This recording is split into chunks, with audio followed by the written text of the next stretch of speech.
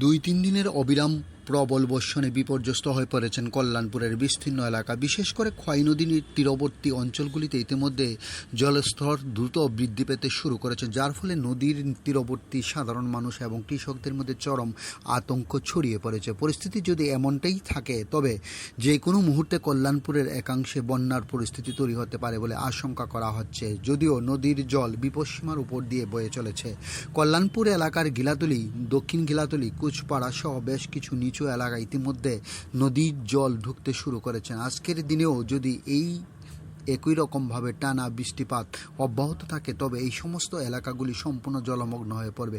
চাষের জমি তলিয়ে যাওয়ার আশঙ্কায় নদীর তীরবর্তী এলাকার কৃষকরা চরম দুশ্চিন্তার মধ্যে দিন কাটাচ্ছেন। জনসাধারণের নিরাপত্তা নিশ্চিত করতে প্রশাসন সম্পূর্ণ যুদ্ধকালীন তৎপরতা কাজ করছেন। বন্যা পরিস্থিতি মোকাবেলায় প্রশাসনের পক্ষ থেকে বিভিন্ন নিরাপদ এলাকায় আশ্রয় বা ত্রাণ শিবির খোলার সিদ্ধান্ত নেওয়া হয়েছে।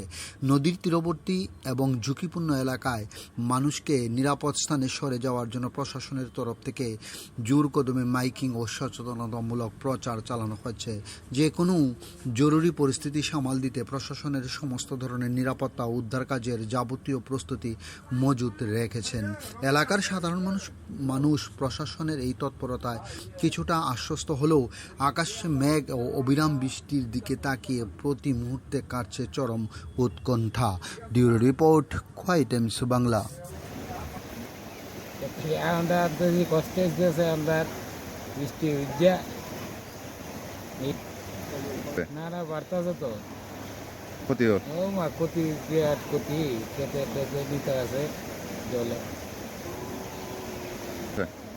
মানে কি করা জলে আইতেছে মানে কারোর তো কি করার নাই, জলকে আর কেউ আটকাতে পারবো।